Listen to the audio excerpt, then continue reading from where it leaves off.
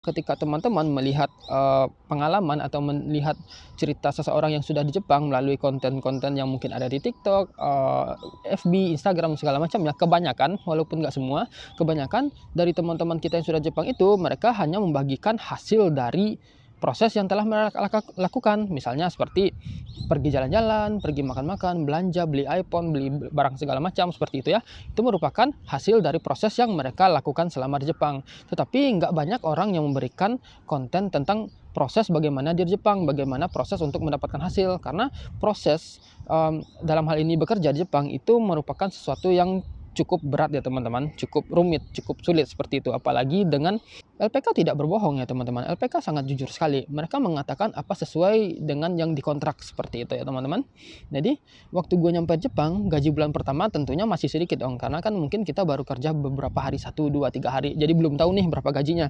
Terus dari gaji bulan kedua, bulan ketiga kita udah tahu dong. Karena kan kita udah kerja 1 bulan full ya teman-teman. Nah ternyata memang benar yang dikatakan oleh sensei gue itu, gaji gue itu dapat sekitar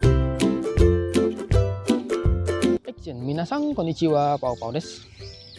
Oke guys, di video kali ini gue akan memberikan satu informasi yang menurut gue sangat penting sekali ya kepada teman-teman, khususnya kepada teman-teman yang ingin berangkat ke Jepang melalui jalur magang ya khususnya. Tidak hanya magang, Tokutei Gino juga. Pokoknya intinya bagi teman-teman yang ingin berangkat ke Jepang lewat LPK ya teman-teman, dan terkhususnya untuk magang seperti itu. Karena menurut gue informasi yang akan gue sampaikan ini merupakan informasi yang bisa menjadi referensi dan pengetahuan tambahan untuk teman-teman ya, sehingga nanti teman-teman tidak terjebak atau tidak salah langkah saat sudah berada di Jepang seperti itu ya. Dan informasi ini adalah berdasarkan pengalaman gue, pengalaman teman-teman gue, dan pengalaman orang yang ada di sekitar gue ya teman-teman. Dan hal ini umum sekali terjadi di kalangan pemagang khususnya ya. Karena gue kan waktu sebelum datang ke Jepang, sebelum dengan visa yang saat ini, gue itu menggunakan visa magang ya teman-teman. Jadi gue datang dulu dengan magang seperti itu. Nah umumnya untuk magang pastinya adalah lewat pihak ketiga ya teman-teman. Maksudnya pihak ketiga ini adalah LPK seperti itu, atau lembaga pengiriman untuk magang seperti itu, seperti Ayam Japan seperti itu ya.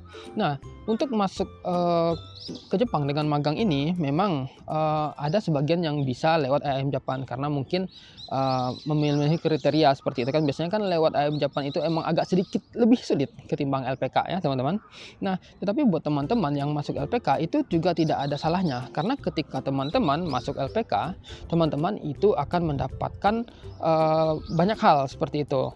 Misalnya teman-teman itu akan mendapatkan pembelajaran tentang bahasa, diberikan pengetahuan tentang bahasa, diajari tentang bahasa Jepang seperti itu. Mulai dari nol sampai teman-teman itu mampu untuk setara level N5 atau N4 seperti itu ya. Karena ketika teman-teman belajar di LPK tentunya ada sensei-sensei yang sudah berkompeten, yang sudah berpengalaman, yang akan mengajari teman-teman seperti itu. Ya, sehingga membuat pembelajaran bahasa Jepang teman-teman itu menjadi lebih terarah seperti itu ya, ketimbang mungkin teman-teman belajar otodidak. Ketika ada sensei yang disertai dengan buku, pembelajaran itu jadi lebih terarah seperti itu, kemana arah pembelajarannya, sehingga kemampuan untuk teman-teman belajar bahasa Jepang itu jadi meningkat seperti itu ya. Terus juga selain mendapatkan fasilitas belajar bahasa Jepang, teman-teman itu juga mendapatkan yang namanya pelatihan fisik ya untuk magang. Jadi nanti kan selama di LPK itu kita fisiknya ditempa gitu, karena kan ketika magang itu kebanyakan pekerjaannya adalah pekerjaan kasar, pekerjaan keras seperti itu, apalagi pekerjaan yang outdoor yang butuh kekuatan dan ketahanan fisik ya teman-teman. Jadi di LPK itu juga didapatkan seperti itu. Selain itu juga pengalaman-pengalaman dari sensei atau senpai-senpai yang sudah belajar di LPK tersebut seperti itu ya. Dan juga ada satu hal yang mungkin pasti teman-teman dapatkan ketika teman-teman masuk LPK, yaitu adalah janji manis LPK ya teman-teman. Nah kenapa gue bilang hal seperti ini? Karena ketika teman-teman di Jepang, khususnya buat teman-teman yang belum pernah ke Jepang ya, newcomer, Jepang itu merupakan sesuatu yang menurut gue sangat awam sekali. Kita nggak tahu bagaimana Jepang itu, kita nggak tahu bagaimana sistem Jepang itu, bagaimana sistem penggajiannya, sistem kebudayaannya, sistem kehidupannya, kita nggak tahu. Kita cuma tahu dari cerita orang aja, atau melihat konten-konten orang seperti itu ya teman-teman, atau pengalaman sensei atau senpai seperti itu. Cuma ketika teman-teman melihat pengalaman atau melihat cerita seseorang yang sudah di Jepang melalui konten-konten yang mungkin ada di TikTok, FB, Instagram, segala macam ya, kebanyakan, walaupun nggak semua, kebanyakan dari teman-teman kita yang sudah Jepang itu, mereka hanya membagikan hasil dari proses yang telah mereka lakukan. Misalnya seperti pergi jalan-jalan, pergi makan-makan, belanja, beli iPhone, beli barang segala macam seperti itu ya.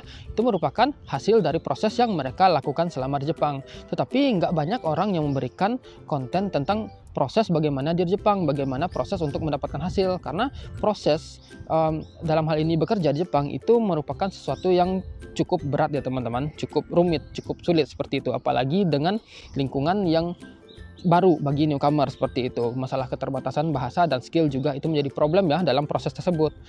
Tetapi ketika teman-teman berhasil melalui proses tersebut, teman-teman itu akan mendapatkan hasil yang bagus ya teman-teman. Sehingga nanti teman-teman juga bisa melihat orang-orang yang kontennya itu jalan-jalan, liburan, beli iPhone, itu merupakan hasil dari proses yang mereka lakukan di Jepang seperti itu ya.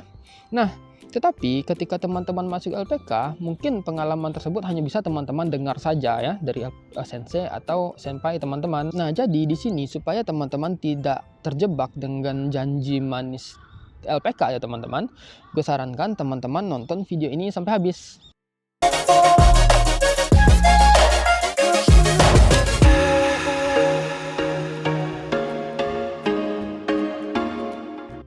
Nah, jadi ya ketika kita masuk LPK, nggak semua LPK itu memberikan janji manis seperti itu. Karena ada juga LPK yang lebih transparan ya teman-teman, yang menjelaskan tentang apa-apa saja yang akan nanti teman-teman hadapi di Jepang seperti itu ya. Cuma ketika teman-teman itu masuk LPK ya, ketika ingin berangkat ke Jepang, khususnya dengan magang ya, mungkin untuk Tegino juga sama ya. Yang penting intinya kalau lewat LPK, teman-teman pastinya akan wawancara dulu dengan LPK seperti itu kan. Nanti di LPK juga akan mempromosikan di Jepang itu kayak gini loh, kayak gini seperti itu. Nanti bisa lihat salju, bisa lihat 4 musim, bisa lihat naik Shinkansen, bisa beli iPhone dengan uang teman-teman atau segala macam ya. Itu pasti akan diberikan gambaran yang seperti itu hasil dari proses nanti setelah nyampai di Jepang ya teman-teman. Dan juga nanti akan dikatakan pendapatan segini, kalau ditabungin nanti nyisanya segini, bisa tabungin segini, nanti dibawa ke Indonesia pulangnya dapat segini gitu ya. Nah, hal seperti itulah yang gue alami ketika waktu gue masuk LPK ya teman-teman. Jadi image kita sebagai orang asing ya teman-teman ya, sebagai orang awam ya teman-teman tentang Jepang itu, wow ternyata di Jepang gajinya besar sekali, kita mikir seperti itu kan. Nanti setelah kita pergi ke Jepang, kita bekerja keras seperti itu ya, kita kumpulin uang, kita tabung, nanti kita pulang ke Indonesia, kita akan mendapatkan uang dalam jumlah segini. Setelah itu kita bisa pulang ke Indonesia bikin bisnis kan tuh, pemikiran kita seperti itu gitu ya. Karena ketika mungkin sensei atau siapapun itu yang ada di LPK yang mengatakan oh gaji di Jepang itu 10 juta ya misalnya seperti itu, atau 15 juta atau 20 juta ya, itu adalah nominal yang sangat besar sekali ya teman-teman kalau kita bandingkan dengan gaji UMR yang ada di Indonesia atau pendapatan rata-rata yang ada di Indonesia seperti itu ya teman-teman. Tetapi ketika teman-teman itu berada di Jepang itu lain cerita ya teman-teman. Nah, anggaplah seperti ini. Dalam kasus gue yang waktu itu ya, gue waktu habis wawancara, setelah itu tanda tangan kontrak, itu kontrak gue dijelaskan semuanya oleh sensei gue ya teman-teman. Jelaskan, kontrak kamu segini, kontrak kamu begini, gaji kamu kalau nggak salah waktu itu gaji gue ada sekitar 13 mang 8.000 sekian lah, lupa gue 13 mang di 5 tahun yang lalu ya, 5 atau 6 tahun yang lalu. Nanti kalau dikonversikan ke rupiah itu kira-kira kamu bisa dapat 15 juta kata sensei gue seperti itu kan. Gue mikir wow 15 juta dengan membandingkan gaji UMR Padang waktu itu cuma 2 juta kurang ya dalam 1 bulan. Sementara ketika gue datang ke Jepang itu gue bisa mendapatkan gaji 15 juta 1 bulan. Bedanya itu hampir 13 jutaan sekian ya teman-teman.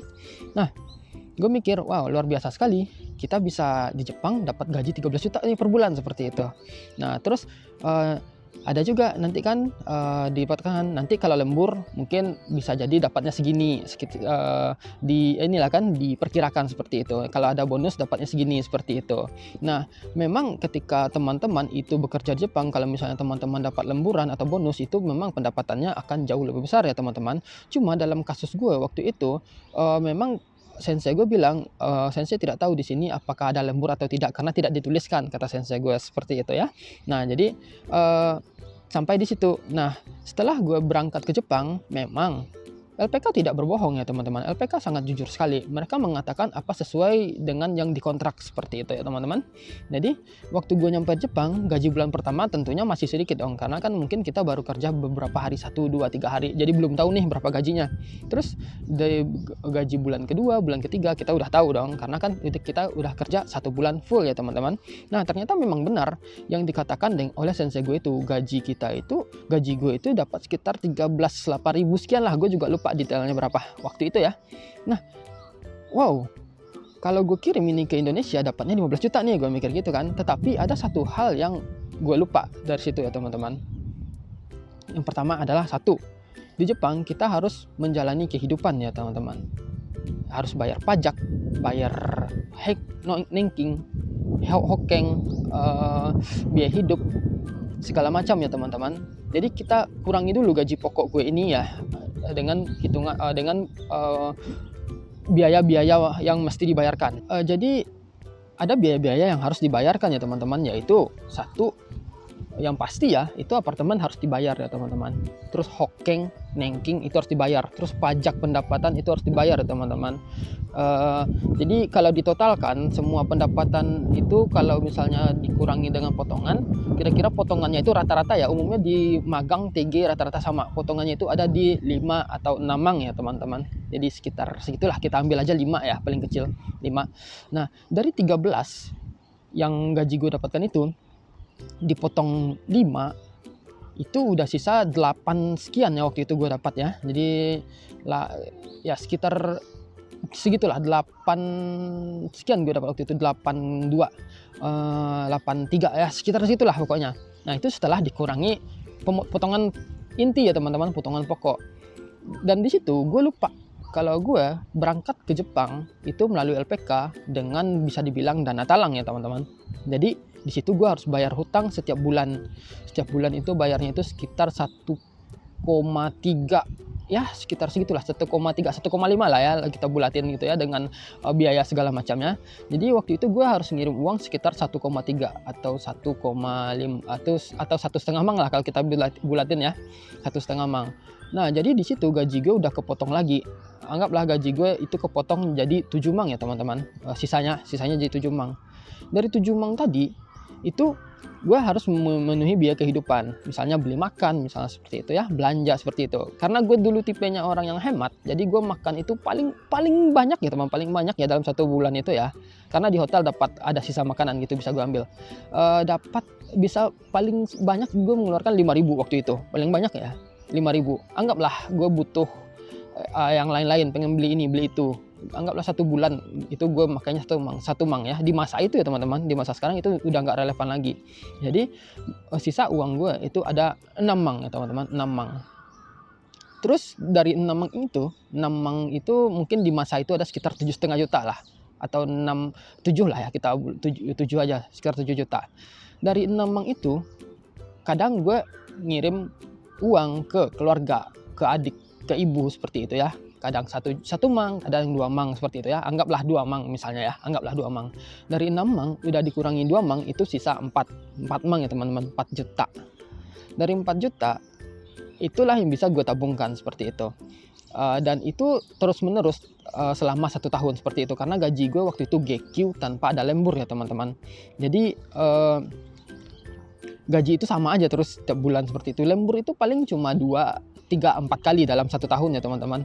Dan 4 juta itu terus menerus seperti itu gue dapatkan uang bersih seperti itu ya, 4 juta sekian lah, kadang 5 seperti itu kan. Kadang ada satu masa gue nggak ngirim uang ke keluarga seperti itu, ada masa. Jadi kadang ada tersimpan sekitar 4, 5 atau 6 mang seperti itu. Nah setelah gue simpan dalam 6 mang itu, tentunya dalam 1 tahun gue nggak akan utuh 6 mang dalam sebulan seperti itu kan. Kadang kita juga punya keinginan, misalnya beli laptop seperti itu untuk ngedit video, atau beli HP. Gue beli HP di tahun ketiga sih waktu itu. Waktu itu gue masih pakai HP Xiaomi yang gue bawa dari Indonesia ya teman-teman. Tapi kadang kan kita harus pergi ke sana ke sini, misalnya pergi main, pergi liburan, itu wajar ya teman-teman, itu kebutuhan manusia seperti itu. Sehingga mungkin dalam 1 tahun itu yang kekumpul itu, kalau kita rata-ratakan ya, gue bisa nabung 5 mang dalam sebulan rata-ratanya, berarti kemungkinan gue bisa dapat 50 juta dalam 1 tahun ya teman-teman. Dan di tahun kedua gue bekerja, gaji gue naik dari 13 sekian jadi 14. Masih kurang nih lemburnya, masih belum lembur, nggak ada, jarang. Terus dari tahun gaji 14 itu ternyata potongan gue jauh lebih besar daripada gaji tahun pertama seperti itu. Yang dulunya gue dapat 82 sekian malah jadi 7,79 seperti itu. Kok makin kurang seperti itu kan, padahal gaji kita naik nih, tapi potongan makin naik juga. Ternyata gaji yang naik ini nggak sebanding dengan potongan seperti itu. Jadi kurang lah seperti itu ya. Dapatnya 7 sekian, wow sedih sekali. Alhasil dalam 1 tahun itu kalau dirata-ratakan gue masih bisa nabungnya ya seperti tadi 5 mang atau 6 mang lah seperti itu. Cuma masalahnya ya teman-teman ya, waktu gue kerja di hotel tahun 2020 corona. Jadi hotel gue tutup gitu kan, tutup selama 3 bulan. Jadi tidak ada bekerja 1 bulan selama 3 bulan itu. Jadi gaji gue cuma ditalangin 60% dari total gaji pokok ya teman-teman.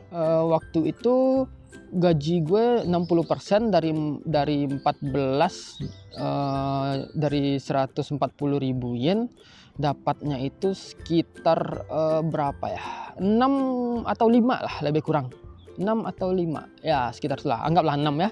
Terus dipotong biaya ini biaya itu, potongan tetap jalan ya teman-teman, hokeng nengking tetap jalan, bayar rumah tetap jalan ya teman-teman. Jadi kepotong itu sekitar 4 mang sekian lah waktu itu. Jadi gue dapatnya 2 mang ya, selama 3 bulan itu gue selalu dapat 2 mang seperti itu. Dan itu menurut gue masa-masa yang paling sulit sekali ya teman-teman ya. Dan waktu itu hotel juga lagi mengalami kesulitan karena corona seperti itu. Jadi gue dapat gaji 2 mang selama 2 bulan, selama 3 bulan itu cuma habis untuk kehidupan aja. Alhasil dalam tahun 2022 itu gue nggak bisa nabung full ya teman-teman. Mungkin kalau dirata-ratakan gue cuma bisa nabung sekitar 40 mungkin atau 50 juga lah kalau misalnya gue gambate ya teman-teman ya. 50 kadang ada ya, anggaplah 40 gitu. Jadi di tahun pertama gue bisa nabung 50, di tahun kedua gue bisa nabung 40 ya teman-teman. Jadi anggaplah 90. Ini hitungan kotor aja nih, hitungan kasar. Terus di tahun ketiga itu corona udah mulai habis ya. Corona udah mulai habis, gaji juga udah mulai stabil lagi seperti itu. Dan waktu itu perhitungan gaji gue juga berubah seperti itu. Jadi ketika gue libur 1 hari itu pengurangan gaji gue dikurangi seperti itu. Ya disesuaikan lah dengan kondisi seperti itu ya, mau gimana lagi. Memang di tahun ketiga itu pengeluaran jauh lebih besar ya teman-teman, karena gue harus melakukan persiapan untuk misalnya untuk merubah visa, karena gue ngerasa kalau gaji gue cuma segini, gue bawa pulang ke Indonesia dengan keadaan corona, gue nggak bisa bertahan di Indonesia seperti itu. Alhasil gue memutuskan untuk tetap stay aja di Jepang untuk memperbaiki ekonomi gue di Jepang seperti itu ya. Jadi gue pindahlah ke Tokyo Tegino seperti itu. Jadi selama persiapan ke Tokyo Tegino itu pergi ujian, biaya ujian segala macam kan biaya sendiri itu. Belum lagi karena gue tinggal di Inaka, itu tempatnya itu jauh dari lokasi ujian, jadi transportnya itu juga cukup mahal ya teman-teman bagi gue waktu itu. Nah, anggaplah waktu di tahun ketiga itu gue bisa ngumpulin lagi sekitar 40 juta ya teman-teman. Jadi 40, 80, 80 jadi sekitar 130 juta nih dalam 3 tahun magang loh ya teman-teman. Karena faktor tadi gue nggak ada lembur dan gaji gue sering waktu di tahun kedua itu gaji gue tergerus karena corona seperti itu ya. Jadi karena gue ngerasa ini cukup kitsui, karena kita harus bayar hutang juga nih, hutang juga tetap berjalan nih teman-teman. Jadi kita harus tetap bayar hutang nih 1 bulan itu sekitar 1,3 ya, 1,3 mang ya teman-teman ya. Nah jadi kalau ditotalkan mungkin anggaplah gue dapat gaji selama 3 tahun di Jepang itu 130 tanpa lembur, tanpa bonus ya teman-teman ya. Nah itu masih ada tuh pengurangan lainnya, potongan lainnya. Misalnya kita mau beli barang atau kita kasih THR ke keluarga, itu pasti ada alokasi seperti itu. Dan gue rasa waktu gue di 3 tahun di hotel waktu magang, gue ngerasa perasaan gue nih dari jumlah yang gue kurangin itu mungkin cuma kekumpul sekitar 80 juta ya teman-teman. Padahal waktu itu gue di LPK, sensei gue mengatakan kalau kalian gaji kalian itu 13 1 bulan, 13 kalau dikonversiin ke rupiah itu jadi 15, nanti dipotong ini potong itu 15, sisa 10 juta. 10 juta kalau dikali 36 bulan itu 36 bulan itu kalian sudah bisa mengumpulkan uang sekitar 300 juta lah kotor bawa pulang, katanya seperti itu. Ya ternyata saat gue nyampe Jepang kenyataannya tidak seperti itu. Gue ngerasa LPK cuma memberikan janji manis aja ke gue. Kalau kata mereka, gue bisa membawa uang pulang 300 juta selama 3 tahun magang seperti itu. Tetapi dalam kenyataannya, karena kita hidup di Jepang yang mana itu biaya hidupnya tinggi, kita harus bayar ini, bayar hutang, bayar itu, bantu keluarga, segala macam. 300 juta itu cuma angan-angan bagi gue ya teman-teman. Tetapi hal tersebut tidak hanya terjadi pada gue aja seperti itu, dan juga itu terjadi kepada teman-teman gue. Ternyata teman-teman gue, sebagian teman-teman gue itu juga kadang gajinya ada yang 8, 9, nggak sampai 2 digit seperti itu ya. Kecil sekali seperti itu kan. Sangat sulit sekali ternyata hidup Jepang. Alhasil mereka memutuskan mengambil jalan yang sama seperti yang gue lakukan, yaitu adalah memperbaiki kehidupan mereka dengan pindah ke visa Tokutei Gino seperti itu. Ketika gue pindah ke visa Tokutei Gino, itu keadaan sudah mulai stabil ya teman-teman. Karena apa? Karena hutang gue waktu magang itu selama 3 tahun itu sudah lunas, jadi gue nggak ada mikirin bayar hutang lagi. Yang kedua, ketika gue Tokutei Gino, gue mendapatkan gaji yang jauh lebih besar daripada saat magang. Bisa dibilang teorinya itu ya sangat jauh lah lebih besar seperti itu ya daripada waktu magang. Pokoknya jauh lah seperti itu. Gue nggak mau bahas gajinya, jauh lah. Sehingga ketika Tokutei Gino, gue untuk memperbaiki kehidupan gue yang mungkin kurang tertata ketika selama Jepang seperti itu, yang tabungan yang nggak cuma seberapa seperti itu, sekarang sudah bisa menabung dengan cukup baik seperti itu. Walaupun di dalam pekerjaan gue saat ini itu lembur juga dibilang nggak ada ya teman-teman ya, hampir nggak ada lembur. Cuma walaupun tidak ada lembur, gaji gue masih jauh lebih besar daripada daripada waktu magang seperti itu. Mungkin kalau dibandingkan dengan teman-teman yang Tokutei Gino yang lain yang banyak lembur, mungkin gaji mereka jauh lebih besar daripada gue seperti itu. Tetapi di sini tetap gue syukuri seperti itu, karena gue melihat waktu magang itu gaji gue jauh lebih kecil daripada saat seperti ini ya. Nah, tetapi seperti yang gue bilang tadi, itu tidak hanya terjadi pada gue saja. Teman-teman gue juga melakukan hal yang sama. Mereka juga lanjut ke Tokutei Gino dan mulai menata kehidupan mereka lagi seperti itu, karena sudah tidak ada tanggungan hutang lagi seperti itu ya. Paling cuma bantu-bantu keluarga aja sama kebutuhan diri sendiri aja. Nah, tetapi hal tersebut tidak terjadi pada kesemua teman-teman gue ya. Sebagian teman-teman gue juga ada yang beruntung yang berhasil membuktikan perkataan LPK ya teman-teman. Ada yang bisa dapat gaji itu dalam 1 bulan sekitar 15 atau 10 bersih udah udah potongan segala macam seperti itu ya, yang dapat zangyo banyak, yang dapat bonus banyak gitu. Kadang ada teman gue yang dapat bonus sampai 30 mang seperti itu, yang mana bonus itu tidak pernah gue rasakan sama sekali seperti itu ya. Jadi memang untuk kehidupan setiap orang, nasib setiap orang itu berbeda-beda ya teman-teman. Itu balik lagi ke